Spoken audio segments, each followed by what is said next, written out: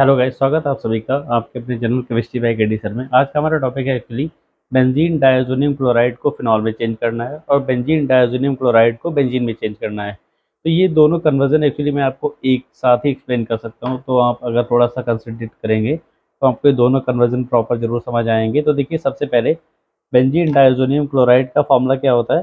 Benzene के ऊपर अगर हम लोग N2+ और Cl- लगाते हैं तो इस कंपाउंड का नाम होता है बेंजीन डायज़ोनियम क्लोराइड। इसकी रिएक्शन अगर हम लोग वाटर के साथ करेंगे H2O के साथ, तो H2O ब्रेक होता है हमारा H+ और OH- में। अब क्या होगा, देखिए सबसे पहले ये वाला H इस Cl को लेकर क्या फॉर्म करेगा, इधर HCl बनेगा। प्लस में हमारा जो ये N2 है वो N2 गैस बाहर निकल जाएगी और ये जो OH बचा हुआ है ये बेंजीन के ऊपर लग जाएगा, यानी कि ये हमारा कंपाउंड क्या बन गया, ये फिनॉल बन गया। ठीक है, तो ये पहला जो कन्वर्जन था actually benzene diazonium chloride to phenol, वो पूरा हो गया। उम्मीद है ये बहुत आसान कन्वर्जन है, ये आपको समझ आया होगा। अब हम लोग दूसरे वाले की बात करते हैं कि भाई अगर benzene diazonium chloride to benzene जाना, यानी कि आप एक स्टेप मान लीजिए कर चुके हैं सेकेंड वाले कन्वर्जन के लिए। अब दोबारा क्या करना है आपको, इस फिनॉल की रिएक्शन करनी है।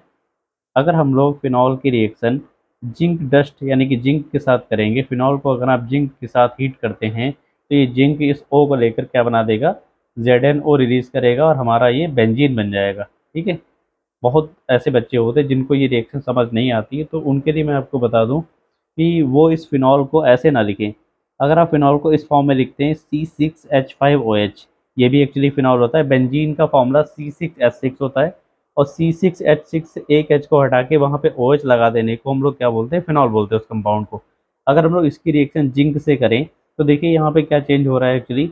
इस जिंक ने क्या किया हमारा, इस जिंक ने यहाँ से इस ऑक्सीजन को रिलीज करके क्या बना दिया, ZnO बना दिया। तो जो बन रहा है हमारा उसको हम आगे लिख देंगे, हमारा ये ZnO बाहर निकल गया।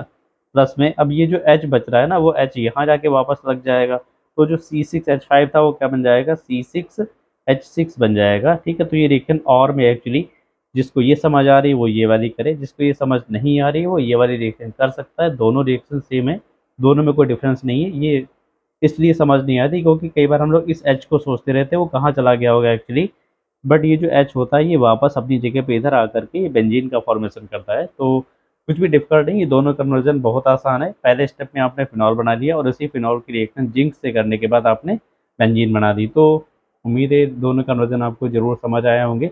तो आज के इस वीडियो में बस इतना ही, मिलते हैं आपको नेक्स्ट वीडियो में। धन्यवाद।